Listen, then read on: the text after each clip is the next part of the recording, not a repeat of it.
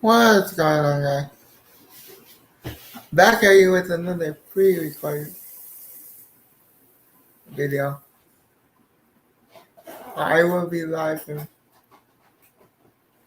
Monday Night Football tonight. Let me put the old banner up, and I will continue talking about wrong thing. Wake up, wake up, wake up. I just sat down out of bed, so I'm still sorting my life right now. Just an FYI. As I put the banner up,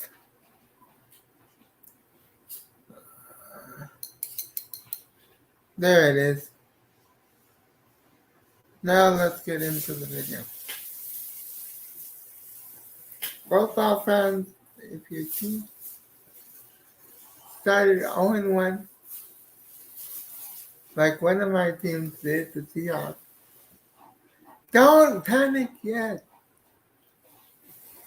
I see people panicking. I saw people panicking before the game was even over. Another pages on Seahawks YouTube. Good grief. It's one game against a division rival. True, it's the first game for everyone, but against the division rival, who you beat twice, who wanted blood and revenge for last season.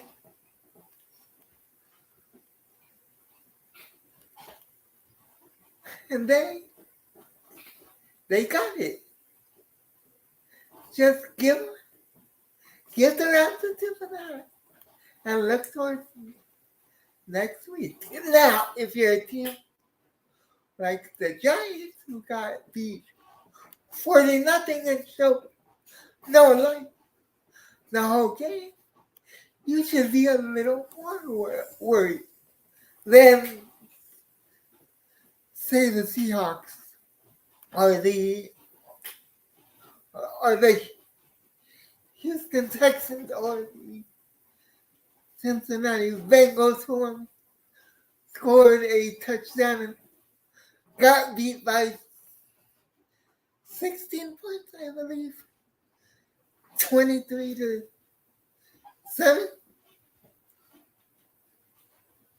or the Texans who got slaughtered by the Baltimore Ravens, as was expected. Then you can feel a little more worried. But man, even Colts fans can feel better than what they expected because they had the lead going into the fourth quarter yesterday. That was something unexpected, but the Jaguars came back and won. The Titans can feel a little more jubilant. Well, not jubilant, but what's the word? Positive. They only lost by 1 point. Same with the Broncos, who would have been ahead. Who would have won the game if they had a better kicker.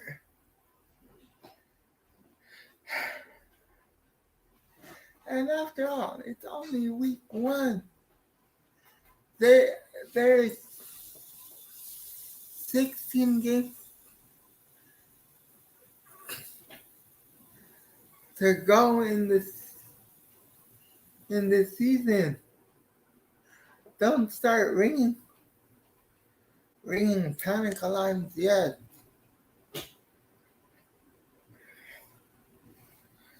let me focus on the Seahawks. That's the if you're the oh if you're the Steelers, you got whooped. So come out with some fire next week. I can't remember who they're playing next week. And let me ask Echo. Echo, who did this? Here you go. Echo. Quiet. Nothing. No.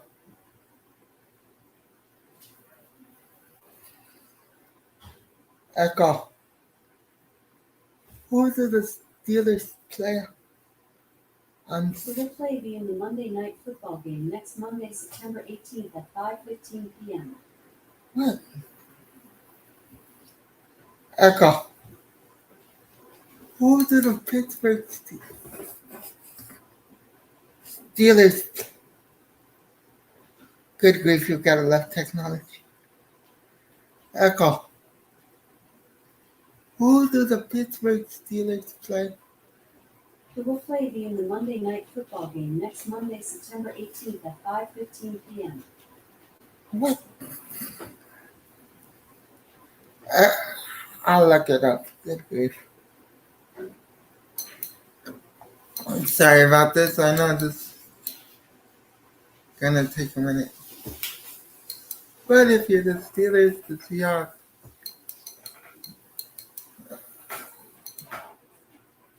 the Giants, come on next week. Play with your hair on fire and just do better. Now, I was talking about firing a coach after week 1. It's pressing the panic button.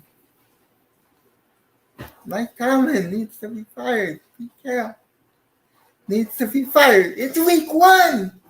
Week freaking 1. People, not week 7.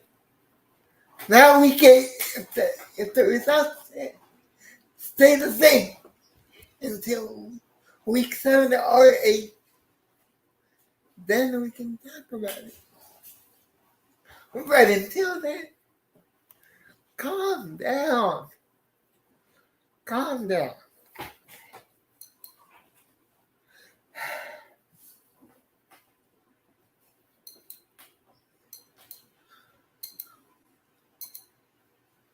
There it is. Got it.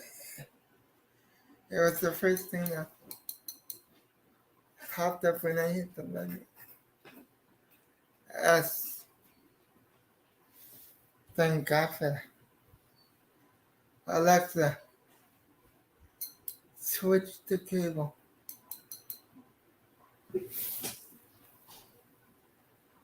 The Steelers played a division game against the Browns.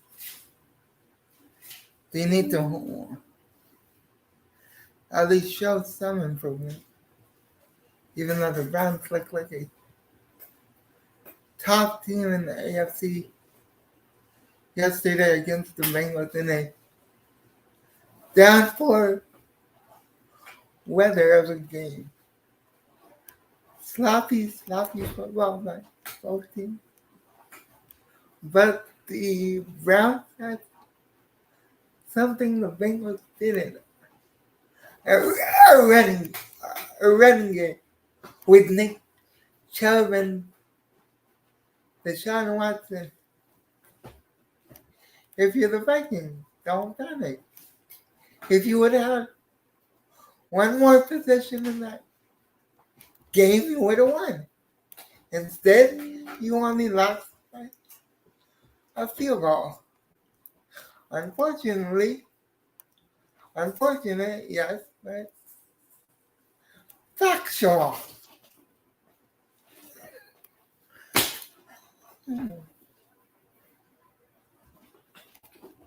If you're the Panthers, panic. Your offensive line is a mess. Not gonna lie.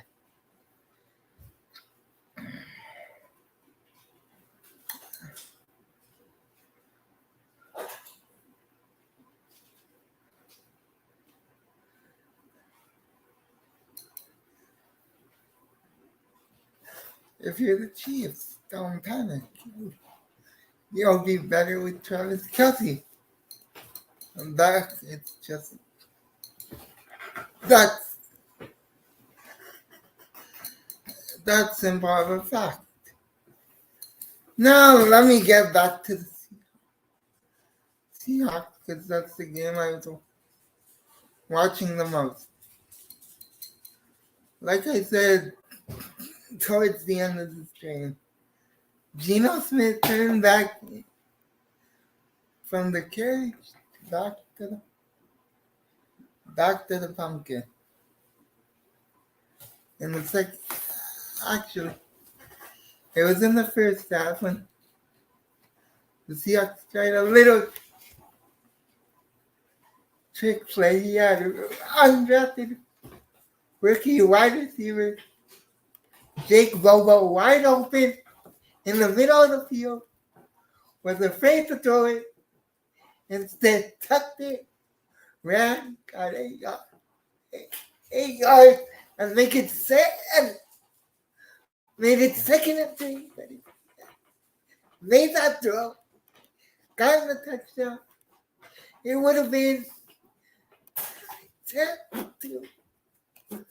No,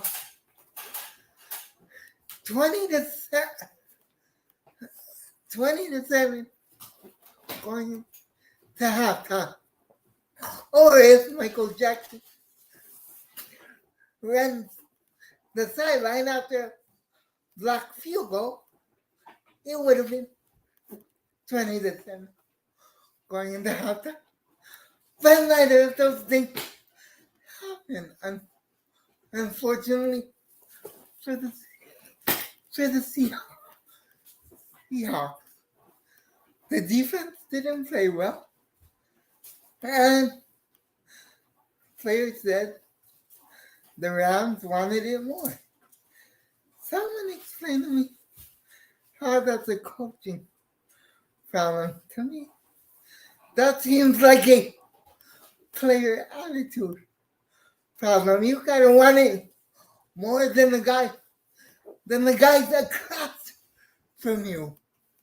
And DK Metcalf, stop taking cheap shots at other cornerbacks, and then after the game, you say, "Oh, I was just blocking, and I guess I blocked too hard, and he didn't like it, so I pushed him, and he fell down." Dude, there are cameras on you. We saw what happened. You took a cheap shot. Man up, say I was agitated, aggravated at what was going on.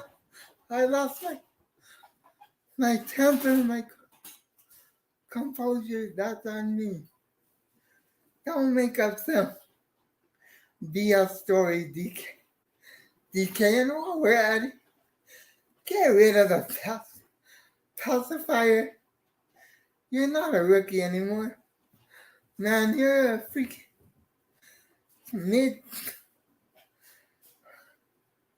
mid-20s grown man who still needs a pacifier in their mouth while they're playing football.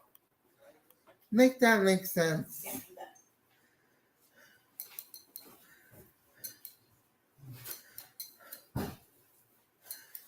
But all this, let's fire coaches after week 1 needs to.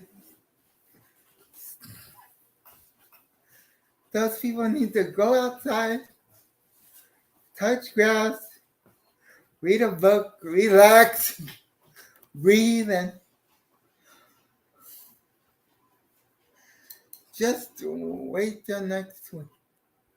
If next week is bad or as worse as it was this week, I'll call for both Mike Tomlin and Pete Carroll's jobs myself. But I don't think it will be. So with that being said, until the next one, in a couple hours when I go live for Monday Night Football. God first, God bless. Stay safe, stay out of trouble. Like, share, comment, subscribe, and if you're feeling generous and want to donate to the page, you can do so via Cash App at Seahawks Jose. Until the next one, I'm out. Peace.